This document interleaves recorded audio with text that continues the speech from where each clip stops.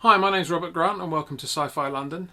For anyone interested in screenwriting, Dan OBannon is undoubtedly an important writer, but for anyone interested specifically in science fiction screenwriting, the creative mind behind Alien, Total Recall, Return of the Living Dead, Darkstar, and a ton of other film and TV work, he is nothing short of a god. Dan was in the process of writing his guide to screenplay structure when he passed away late in 2009.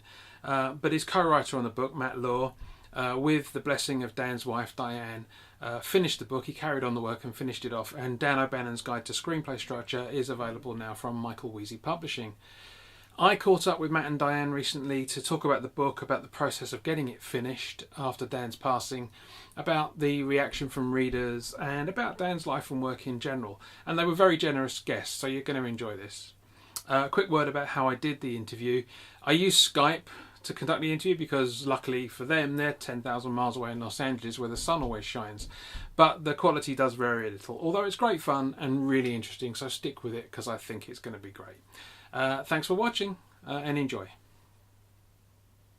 So Matt Lohr and Diane OBannon, welcome to Sci-Fi London, and I'm going to start with you, Matt. Can you tell me how you got involved with the book? Absolutely. Back in 2001 I was a graduate student at Chapman University, which is in Orange County, California. And I was studying screenwriting with Leonard Schrader, who was my thesis advisor, probably best known as the writer of Kiss of the Spider Woman, which he was nominated for an Academy Award. Mm-hmm. And at the school at that time, our school has a program called the Filmmaker in Residence. And every year they have a master filmmaker come in and teach graduate courses. They do seminar screenings of his films. And my second year at Chapman, the Filmmaker in Residence was Dan OBannon. And at the beginning of the year, Leonard came to us and said, Dan OBannon is looking for a grad student to help him out with a project he's working on. He's doing a book on screenwriting, and he's looking for somebody to sort of kind of intern with him, to do some research, some additional film analysis, to talk with him. And he's offering this to us as something that we can do. And my entire class, almost individually, came to me and said, Matt, this is a great fit for you. You'd be perfect. I don't know if they didn't want to do extra work they weren't going to get paid for, and they wanted to slough it off on me, or what the story was. But they all came to me, and I went to Leonard and said, put me in touch with Dan. So I met with Dan shortly after that, and I guess we hit it off pretty well. We actually worked on the book together for about 2 years.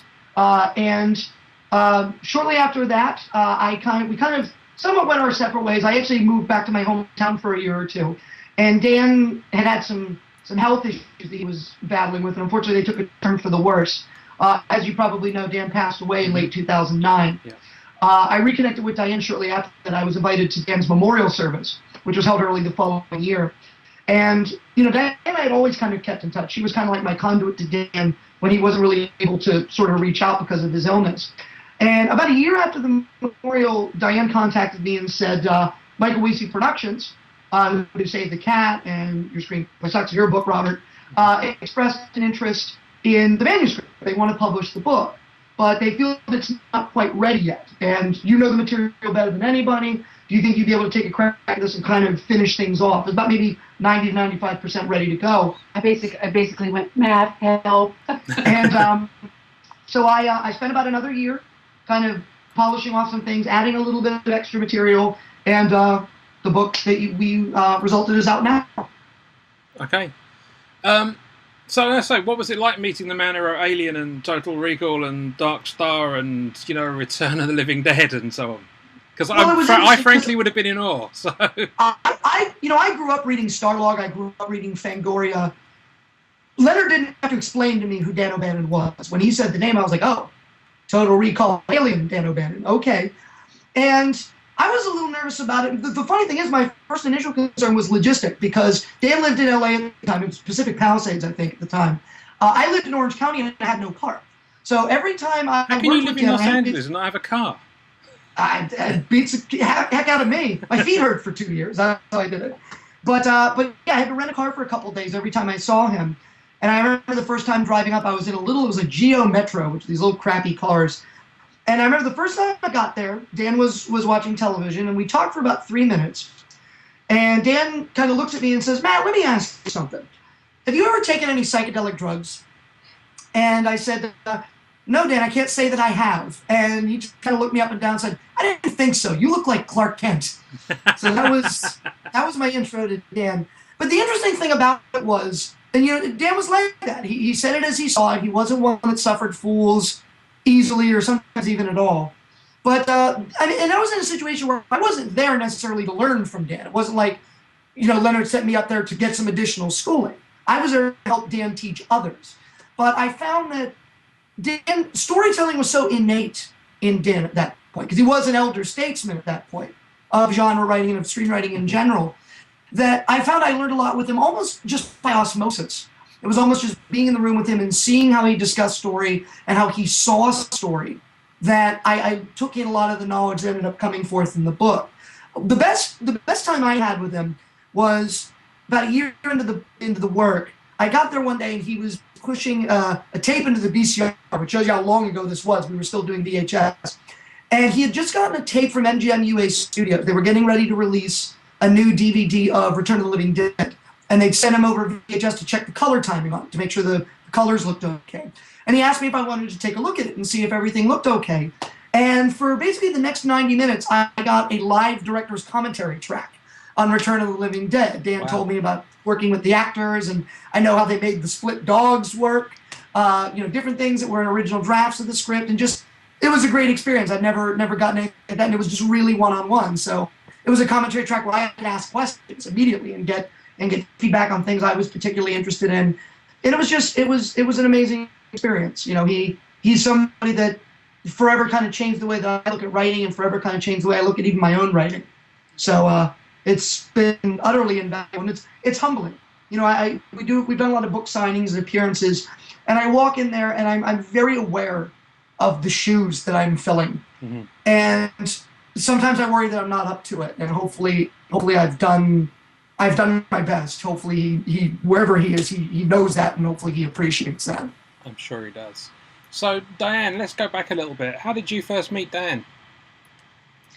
Oh, I was at USC Film School, and he really was a standout there. He was the real unique presence at USC.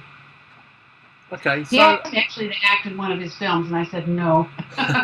So he was already writing when you met, and did he always want to be a screenwriter particularly, or was that just kind of part of wanting to be a director or something?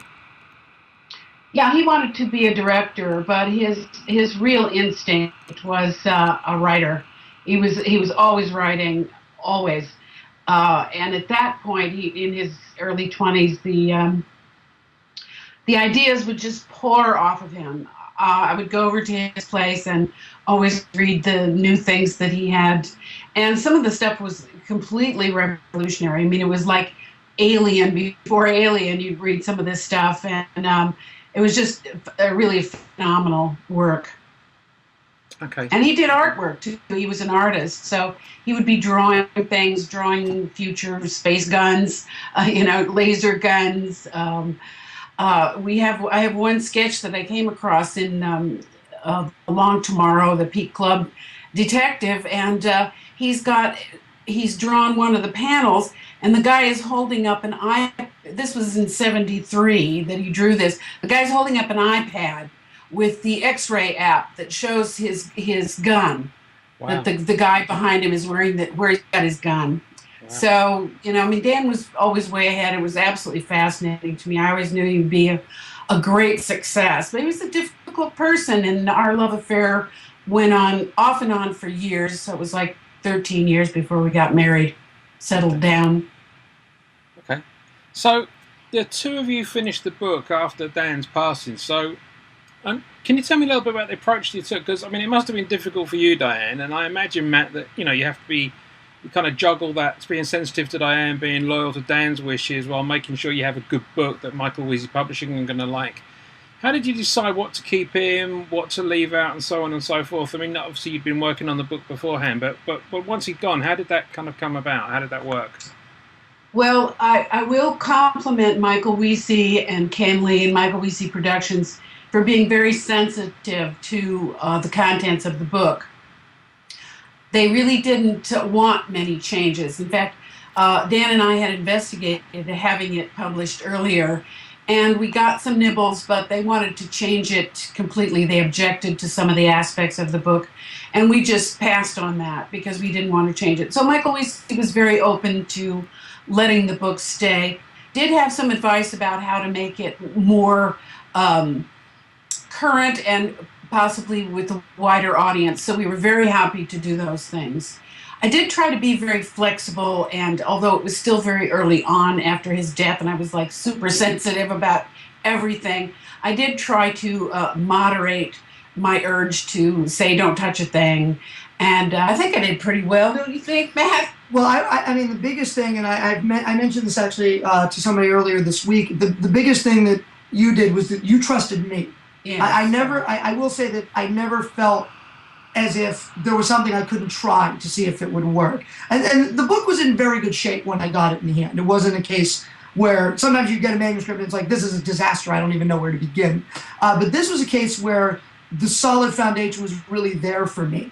In the things that we did have to add anew, and there was two major sections that were kind of new to the book, the main thing that I had to remember to do was when I was doing it to not make it sound too much like me.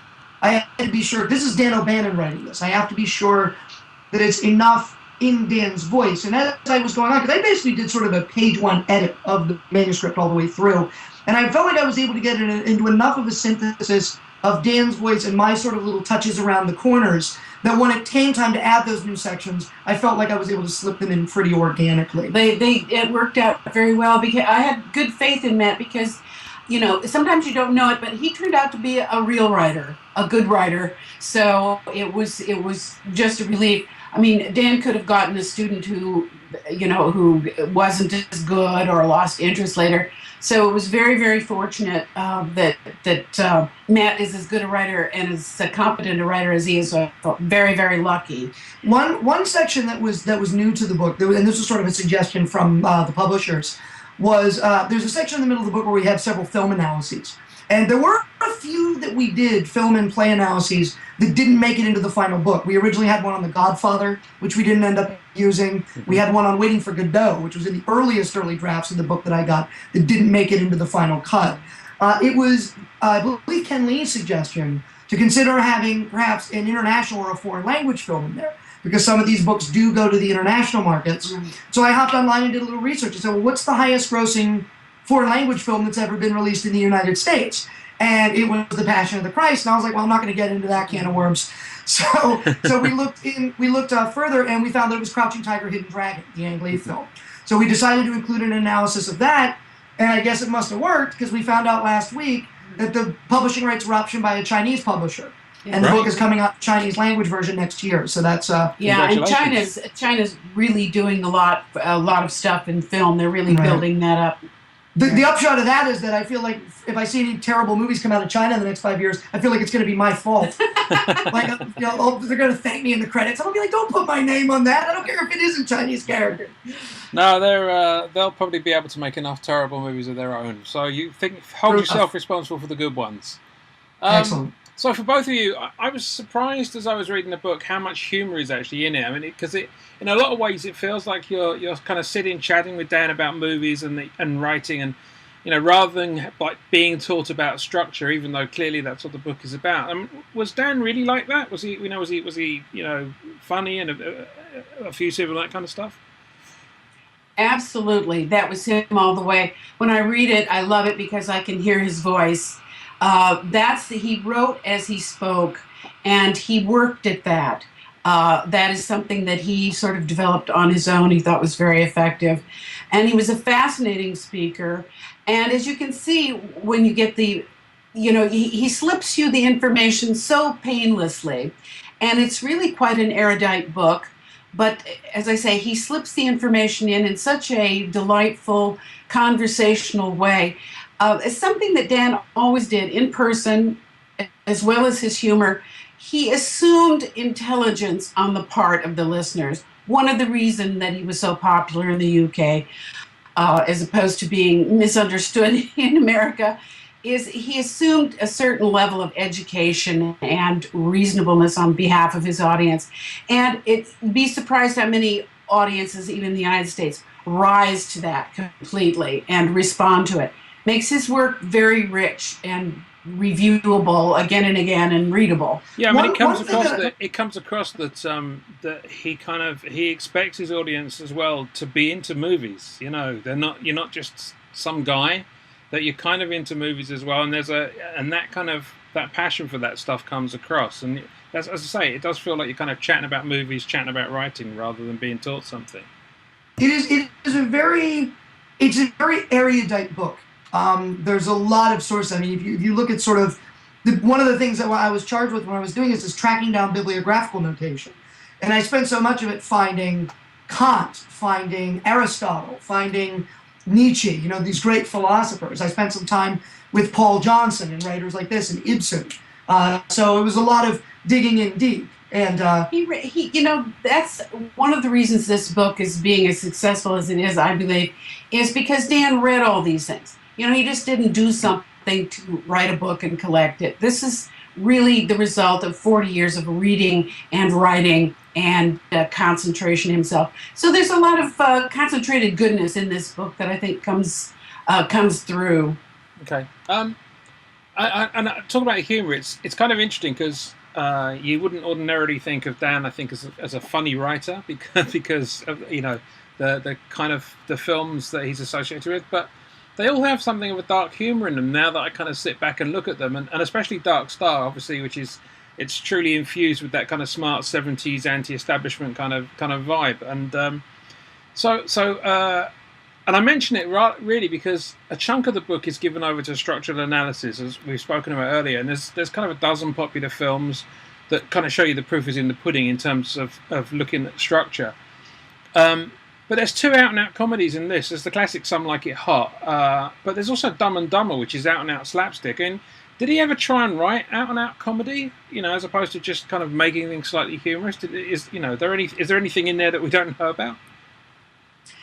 Yeah, we have. He wrote very quickly one of the better screenplays, and it's called Dan OBannon's Zombies, Fruit of the Tomb. And it's absolutely hilarious. It's very light.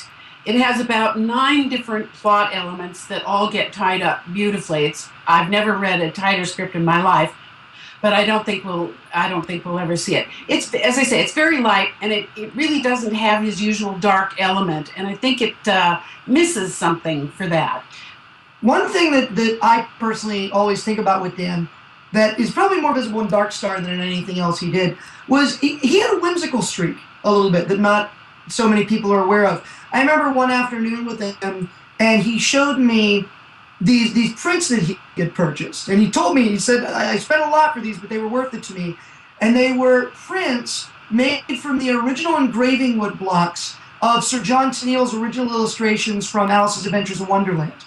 And they were sort of a prized possession of his. And just the fact that he would appreciate, you know, the whimsy, but also the satirical element, because I think you see a lot of that whimsy and satire in Darkstar. Yes. I think Lewis Carroll would have appreciated Darkstar had he ever gotten a chance to see it. Absolutely. Yeah, actually, Pinback in Darkstar, Dan is playing a version of himself in this movie, a very exaggerated version, but it's very like him. So he was like that.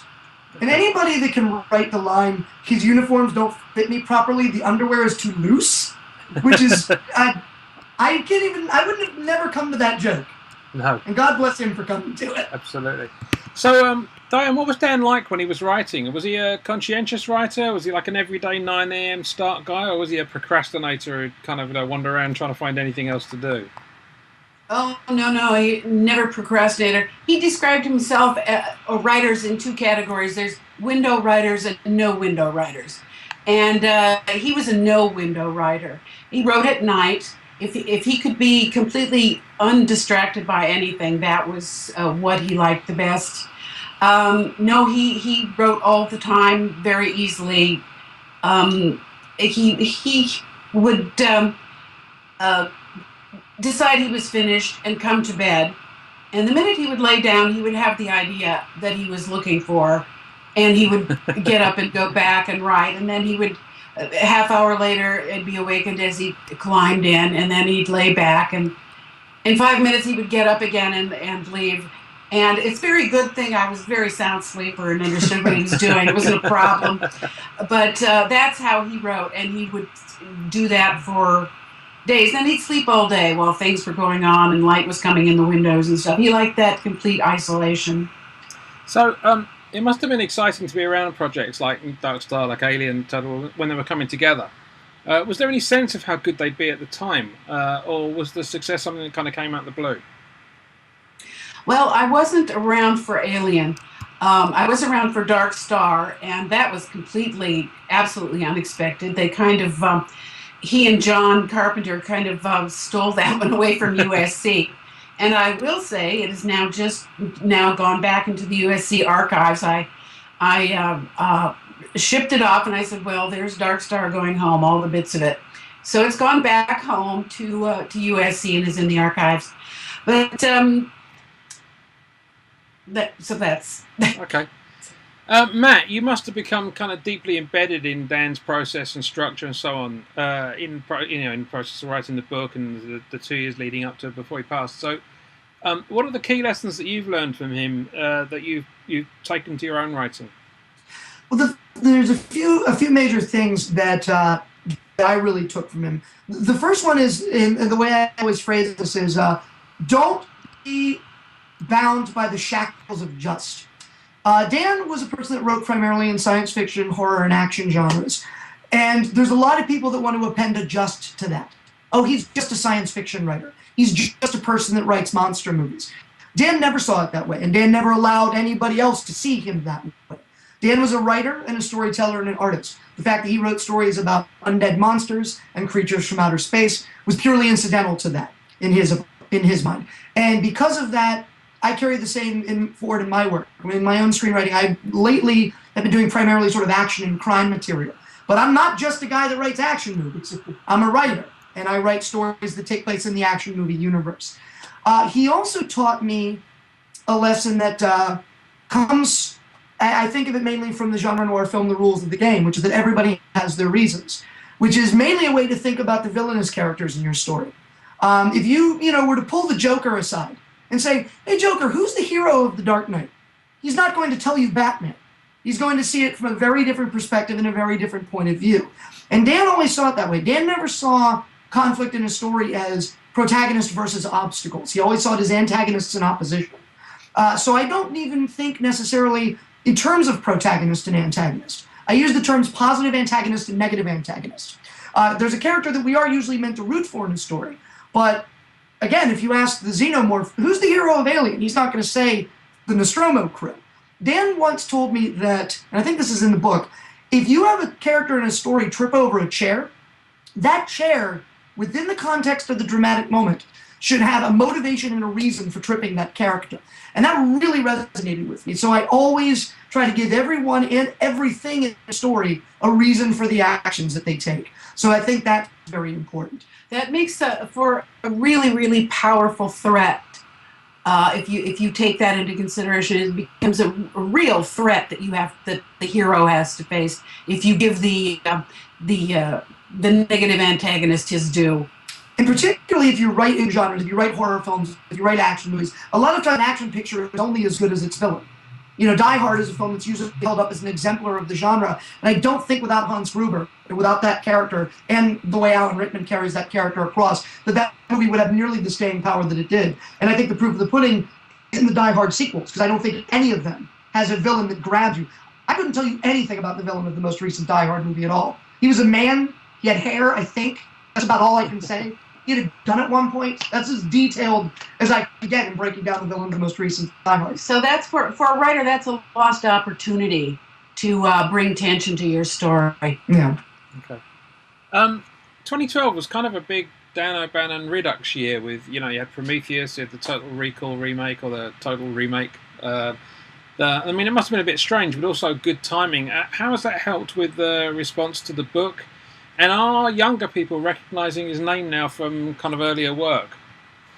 I have actually joked that I need to get a little box to our signings and events so I can just press a button and spool out the answers to the questions about Prometheus. Because it's the thing that we probably get asked about the most.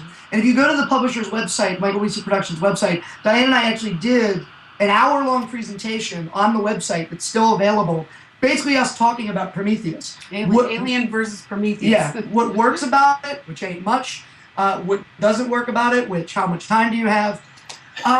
It was great to see so much interest in Dan's work, and it was great to see the way that these stories are still resonating. One of the highlights of last year for me was the Egyptian Theater here in Hollywood back in August showed a 70-millimeter print of Total Recall, Dan's original 1990 Total Recall. And it was great to go see it in an almost packed theater. Ron Shusett, Dan's writing partner on the film, was there. Paul Verhoeven was there and did a Q&A afterwards. But it was just great to see the movie play with an audience after 22 years. And not just play, but play very well. The laughs were still there. They applauded at the right moments. Consider that the divorce got a huge laugh. And it was just... By the way, Dan did not write that No, line. that's right. That's not in Dan's preferred and we draft. don't know where it came from, so... My guess is it probably came from Gary Goldman, who was the other writer. Could be. Who was Verhoeven's preferred writer. Right. Yeah. And it was just great to see that Dan's work, 22 years down the road, still holds up. That's not a movie you have to make any apologies for, except for maybe the human shield in the subway scene, because I was just sitting there watching, I was like, good Lord, this might be somebody's father. Please stop. But both of us liked the Total Recall remake. Yeah, surprisingly so.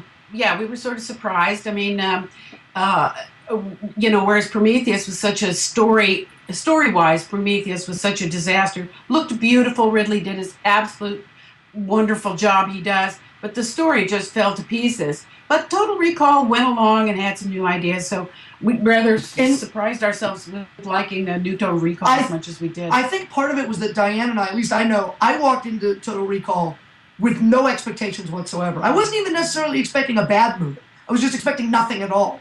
And sometimes maybe it's better to aim low and hit what you're aiming at than to aim high and miss, which is more what Prometheus accomplished, if you want to call that an accomplishment. That's fair enough. So, I mean, Diane, can you tell me, what was Dan's reaction to the movies that were made from his stories? I mean, was he generally pleased or not? And what were his biggest bugbears? Oh, he was so cranky all the time. He hated that anybody made anything out of Alien. He said, what have they done to my monster? Why are they boring us with all these remakes? These are terrible. Finally, he decided to just shut up. And he said, this has gone so far beyond me. It's out of my control. So he finally, in his later years, just kept quiet about it. But he didn't like any of it. No, he said, make do something new. Somebody else come up with something new. So he didn't like that. What Dan sort of came to kind of reminds, I read an interview once with Mario Puzo, the writer of The Godfather, of course. And somebody asked him, what do you think of what Francis Ford Coppola did to your novel?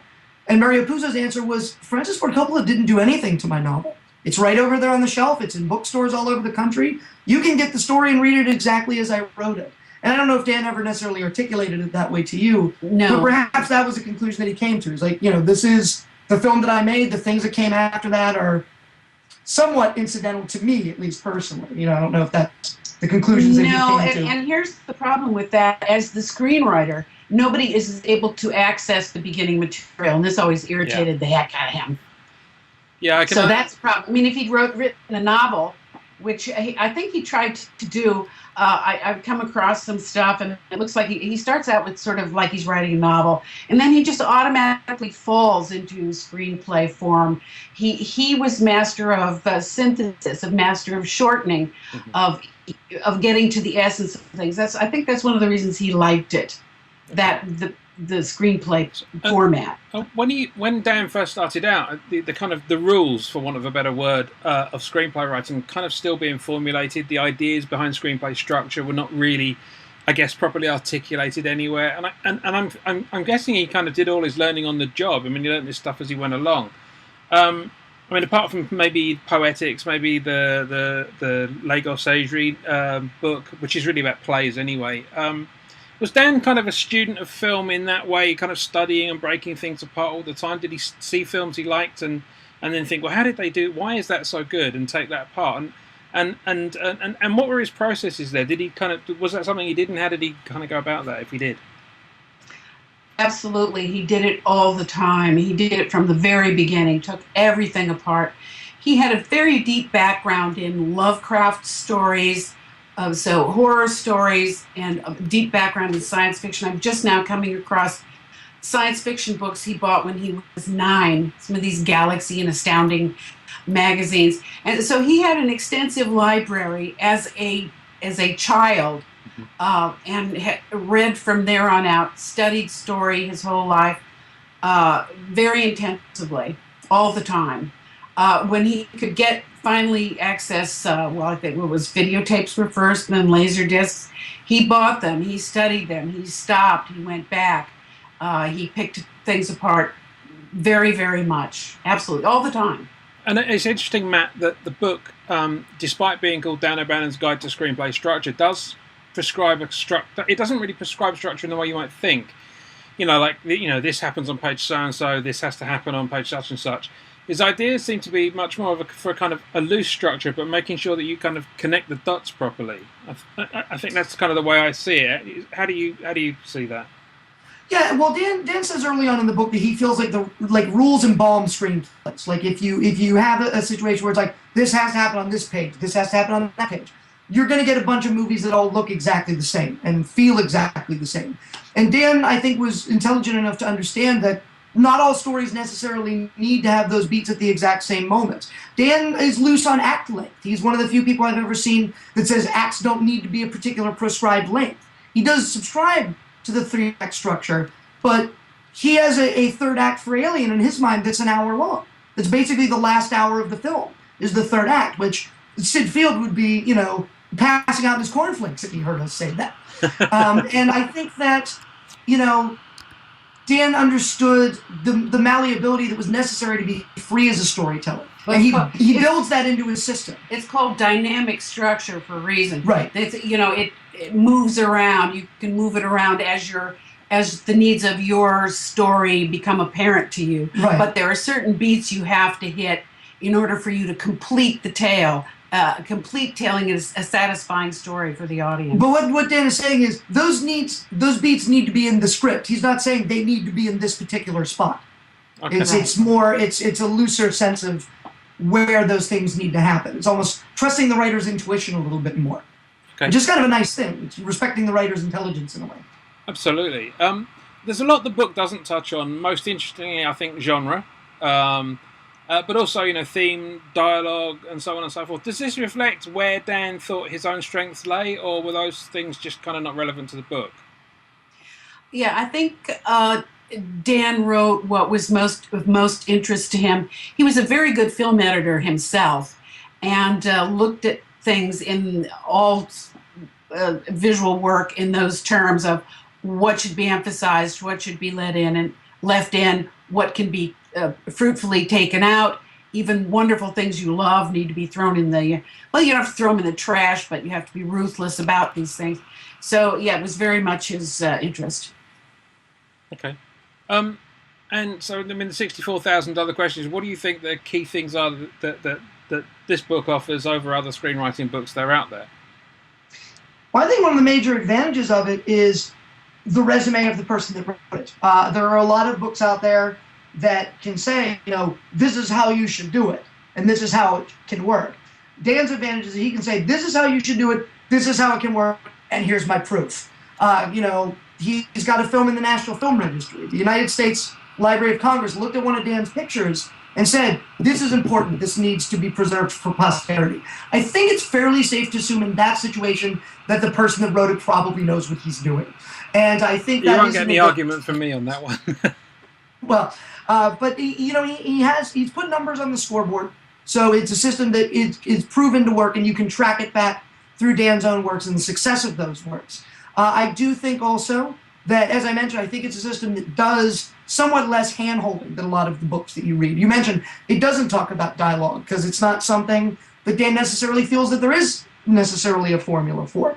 It's something that respects your rights with regard to page length of a script, because he also believes that page per minute does not apply, which is something I've never seen in anybody else's book. There are certain iconoclastic elements of it that I think will make it interesting and valuable to people as a method of going forward, and will give you that sort of looser base from which to build your own sort of organically flowing dynamic stories. So can you give me an example of kind of Dan's thinking in screenplay structure? Just give us a teaser somewhere. Well, one of Dan's major concepts is a concept that he calls the point of no return. As I mentioned, Dan believes that is an idea of antagonists in opposition rather than protagonists versus obstacles that drives the story. Because of that, you have to kind of reconceive the end of the second act. In traditional screenplay structure, the second act is regarded to be the low point. It's the darkest hour for the hero. The problem is, if you're seeing it from both sides of the table, the darkest hour for one person is the moment of greatest triumph for somebody else. So Dan has reconceived the end of the second act as something that he calls the point of no return, which is basically an idea that at any prior point in the story, up to the point of no return, the characters can theoretically back out of the conflict if they want to. They can call things off, they can surrender, something like that can happen. The point of no return is the moment when backing out or throwing in the towel becomes impossible. It's the moment when there's only one option left for the characters. No holds barred, all hands in to the death showdown. Usually it happens at a moment where you have the script cross into those three magic words, now it's personal. A lot of times you'll see this moment happen when somebody, close to the hero is killed, or somebody close to the villain is killed, and it becomes not just about a crime or not just about a battle for territory or for glory. At that moment it becomes, you took something from me that I love, now I'm going to take you from what you love, which is your life, and the battle is joined. So it's a way of making the fight. Dan always said his system was not striving-based, it was fight-based. And it's the way of sort of crystallizing the fight and making it absolutely inevitable within the confines of the story. Okay, great. So Diane, are there more plans to explore Dan's work and his life? Because for instance, are there old screenplays hidden away in the attic somewhere, or secret novels or plays that might now see the light of day? Comic books. In my mind's eye, I kind of envision a kind of a fabulous archives of stuff sorted away somewhere that may now come out of the woodwork. Oh my goodness, Robert! You have just talked about my life. The answer is absolutely yes. He wrote a book. It's sort of a book. It's the Necronomicon, which is his version of the Necronomicon, which I'm going to put out probably more as an art piece than a book. A limited edition of that. So that's beginning to get up. Someone is again taking interest in Long Tomorrow and putting that out. So we're going through that again. And that has a screenplay, that has a series Bible, that's also a graphic novel, could be done in that way. And there are two smaller screenplays, one called Pain Clinic, another called The Men, that are both extremely low budget horror, and people are nibbling around the corners, and it's taken me 3 years to get the book out. And so I've got years of work ahead of me. And yes, there are, somebody just called the other day about a screenplay he worked on, wanting an option on it. So yeah, it continues to go on. It's almost a little distressing to me that my life is sort of, the end of my life is being taken up with this. I had plans for my own old age, but he's still very much here. The conversational tone of his book, as you've mentioned yourself, so he's still here talking, which pleases me exceedingly. So it's going to be hard work, but yes, there'll be more. Okay. And Matt, how's the experience of the book coming out and, interviews like this and talks and so on affected your own writing? What else are you working on now? What's next for Matt Lohr? It's had an interesting effect, and I'm not going to lie to you. If a couple of weeks go by where we don't have some kind of appearance, I get a little thirsty for it. I like the experience of being out there, talking to people, getting to share my opinions. We've presented at the Writers Store here in Burbank. We've spoken at the Scriptwriters Network. We were at Monsterpalooza here in LA last week speaking to horror fans, which was a great experience. Had a lot of fun. I do have a couple things in the works myself. I have an action thriller screenplay that we're on the cusp of picking up an option for. Hopefully that'll come through sometime in the next few weeks. And I've actually started working on a book that's basically sort of a how-to guide for writers in terms of managing a rising writing career while sort of managing another job at the same time. My working title for it is Living with Writing When Writing's Not Your Living. And it's basically sort of life management, time management, financial management, advice on how to do that, because it's something that I'm tremendously familiar with from my own experience, and I think I could probably write about it about as authoritatively as anybody. So, and that's just like in the earliest stages of the first draft, but I did get to try out some of the concepts. I was back home in my hometown of Pittsburgh, Pennsylvania, a couple weeks ago, and spoke at one of my old film schools on this subject, and it was very well received, and people had a lot of questions, and so it gave me a lot of good sort of road testing this theory and saying, okay, this can work as something that'll compel an audience and a readership. I'm sure that'd be fascinating because, let's face it, 99% of the screenwriters out there are probably in that position where they're trying to do exactly that. Absolutely. So final question for both of you. Diane first, then Matt. What single piece of advice would you give to screenwriters listening to this right now other than go buy the book? Buy two? No, I would say something more spiritual, like keep going.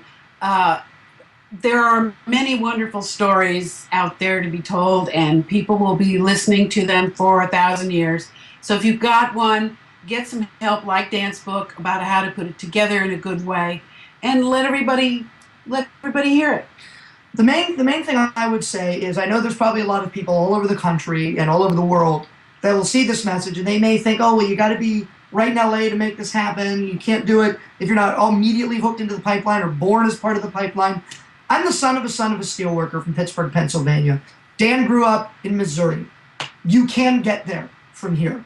And I'm living proof of that, and Dan was proof of that as well. Yeah. Okay. Well, that's great. It's been wonderful to talk to the two of you. I'll bring this to a close now, but Matt Lohr and Diane OBannon, thank you very much for talking to Sci-Fi London. Thank you, Robin. Thank you. Bye-bye. Take care.